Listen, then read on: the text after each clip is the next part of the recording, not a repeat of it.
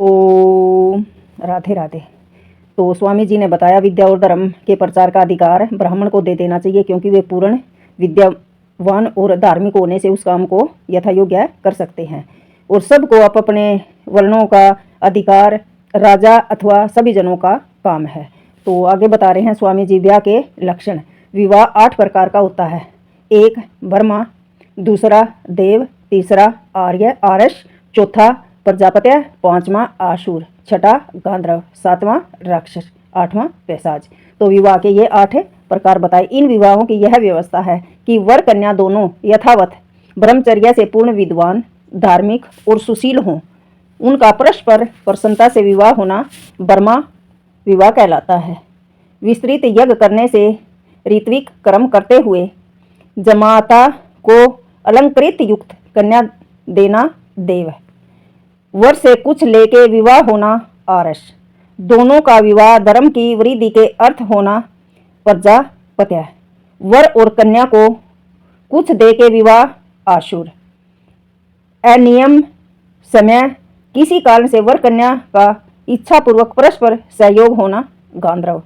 लड़ाई करके बलात्कार अर्थात छीन कपट व कन्या का ग्रहण करना राक्षस।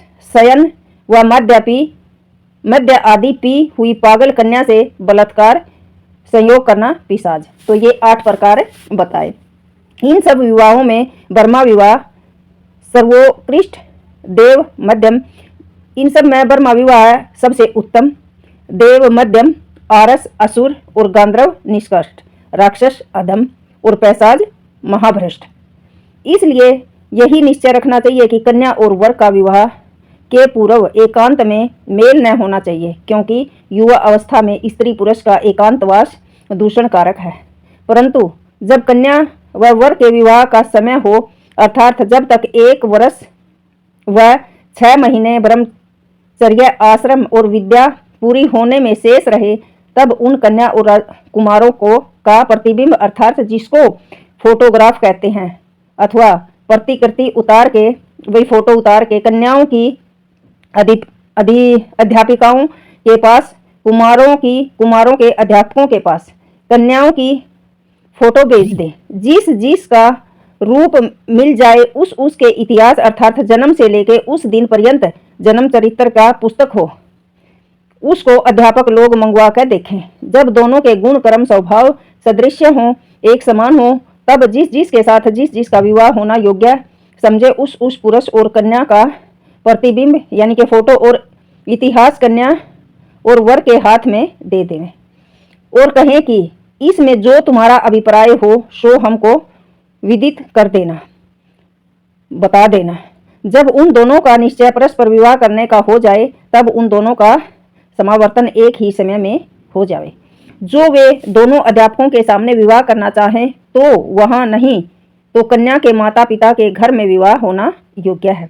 जब वे समक्ष हों, तब उन अध्यापकों व कन्या के माता पिता आदि भद्र पुरुषों के सामने उन दोनों की आपस में बातचीत, शास्त्र अर्थ कराना और कुछ गुप्त व्यवहार पूछें तो भी सभा में लिख के एक दूसरे के हाथ में देकर प्रश्नोत्तर कर लेवें। जब दोनों का दृढ़ प्रेम विवाह करने में हो जाए, तब से उनके खान पान का उत्तम प्रबंध होना चाहिए, जिससे उनका शरीर जो पूर्व ब्रह्मचर्य और विद्या अध्ययन रूप तप आचार्य और कष्ट से दुर्बल होता है, वह चंद्रमा की कला के समान बढ़ के पुष्ट थोड़े ही दिनों में हो जाए। इसके पश्चात जिस दिन कन्या रजस्वला होकर जब शुद्ध हो, तब मंडप रच के अनेक सुगंधी आदि द्रव्य और घी आदि से होम तथा अनेक विद्वान पुरुष और स्त्रियों का यथा योग्य सत्कार करें। इसके पश्चात जिस दिन ऋतु दान देना योग्य समझे, उसी दिन संस्कार विधि पुस्तक विधि के अनुसार सब कर्म करके मध्यरात्रि व 10 बजे अति प्रसन्नता से सबके सामने पाणी ग्रहण पूर्वक विवाह की विधि को पूरा करके एकांत सेवन करें। पुरुष वीर्य स्थापन और स्त्री वीर्य आकर्षण की जो विधि है उसके अनुसार दोनों करें। जहाँ तक बने वहाँ तक ब्रह्मचर्य के वीर्य का व्यर्थ न जाने दे, क्योंकि उस वीर्य का रज से जो शरीर उत्पन्न होता है वह अपूर्व उत्तम संतान होता है। जब वीर्य का गर्भाशय में गिरने का समय हो उस समय स्त्री और पुरुष दोनों शिखर और नासिका के सामने नासिका, नेत्र के सामने नेत्र अर्थात शुद्ध शरीर और अत्यंत प्रसन्नचित्त रहें, डिगे नहीं। पुरुष अपने शरीर का और स्त्री समय अपान वायु को ऊपर खींचे, योनि संकोच। तो यह बात नहीं मैं बता दी, बस भाई कुछ शब्द से हैं जो मैं नहीं बोल सकती, तो आगे सुनो फिर।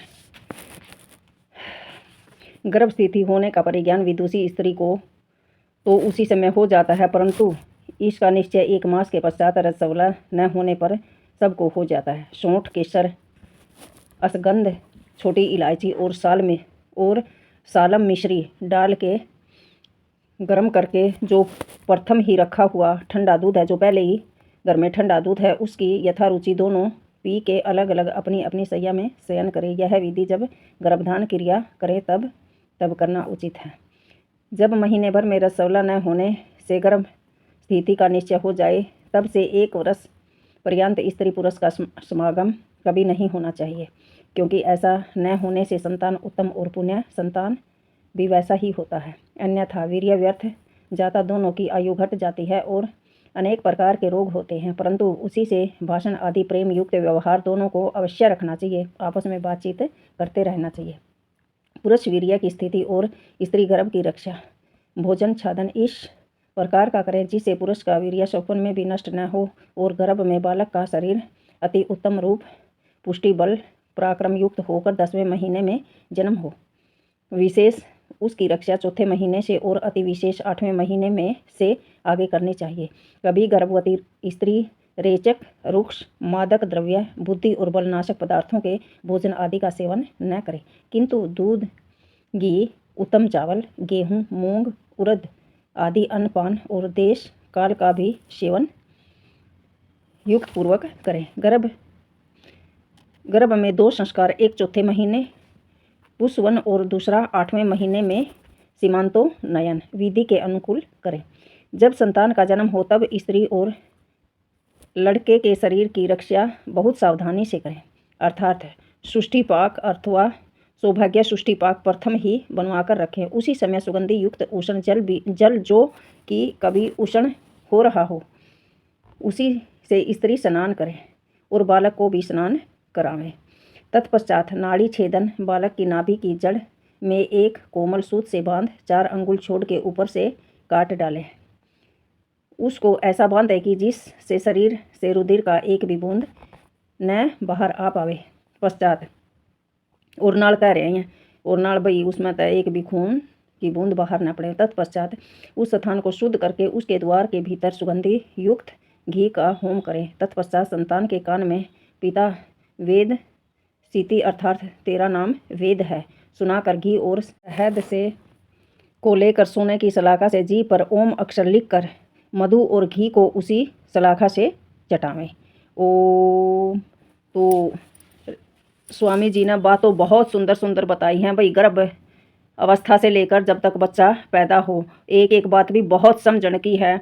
और जब बच्चा पैदा हुआ तो ओम का जाप करना चाहिए और किसी भी कलम से उसके जीव्या पर ओम लिखना चाहिए और उसके कान में पिता ने ये बोलना चाहिए कि तेरा नाम वेद है।